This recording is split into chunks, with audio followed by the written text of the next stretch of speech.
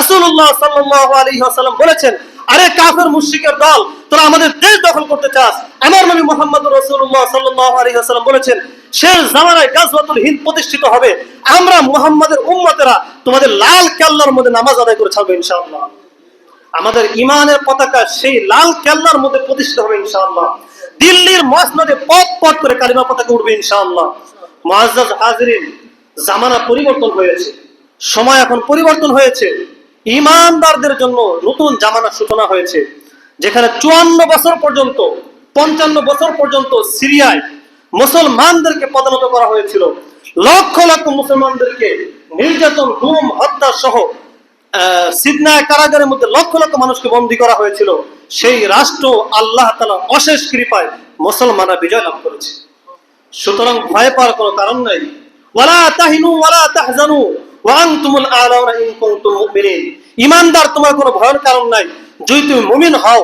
আমি আল্লাহ তাআলা ওয়াদাল্লাহু আল্লাযিনা আমানু মিনকুম ওয়া আমিলুস সালিহাত, আমি আল্লাহ তাআলা তোমাদের সাথে ওয়াদা করতেছি, যদি তোমরা ঈমানদার হও আমি আল্লাহ তাআলা তোমাদেরকে পুরো বিশ্বের রাজত্ব দান করব।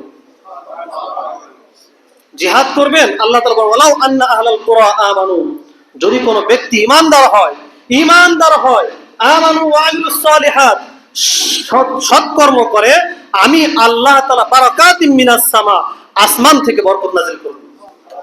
সুতরাং ভয়ের কিছু কোনো কারণ নেই। আমাদের ইতিহাস আছে, ভরপুর ঐতিহ্য আছে।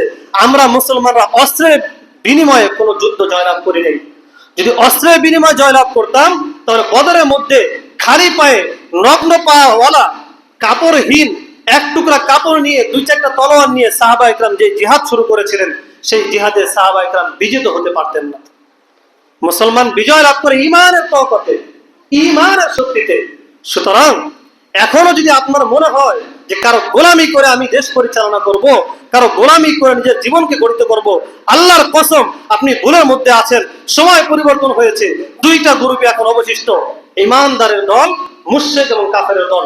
সুতরাং সময় হয়েছে আপনি আপনার ঠিকানা ঠিক করুন। আপনি কাদের সাথে থাকবেন এখনই নির্বাচন করুন। আর না হয় একটা সময় আসবে যখন চরম যুদ্ধ শুরু হয়ে যাবে, মুসলমানদের মধ্যে 3টা অংশ থাকবে, গাজওয়াতুল হিন্দের মধ্যে 3টা অংশ থাকবে। এক অংশ যারা ওই যুদ্ধের ভয়ে পলায়ন করবে, তাদেরকে কাফের মুশরিকরা হত্যা করে ফেলবে। এই পলায়ন করার কারণে তাদের ঠিকানা জাহান্নামে হবে, বলেন নাউজুবিল্লাহ। আরেকটা অংশ থাকবে, দ্বিতীয় অংশ মুসলমানদের, এই অংশ জিহাদ করতে করতে কাফেরদের মুশরিকদের বিরুদ্ধে জিহাদ করতে করতে নিজের জীবনকে বিলিয়ে দিবে। সেই ভয়াবহ যুদ্ধে 3 ভাগ মুসলমানের মধ্যে 1 ভাগ মুসলমান বেঁচে থাকবে, আর আল্লাহ রাব্বুল আলামিন ওই 1 ভাগ মুসলমানদেরকে জান্নাতবাসী করবেন। এই দুনিয়ার রাজত্ব দান করবেন, এই দুনিয়ার খেলাফত দান করবেন।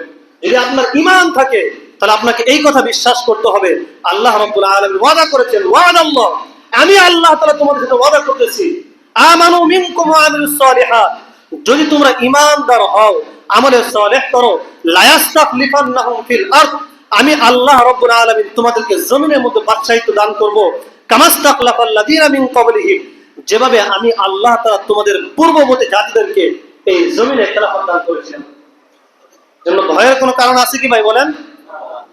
ঈমানদার হওয়ার জন্য সবার আগে এই কাজটা করতে হবে, নামাজ 5 ওয়াক্ত আদায় করতে হবে।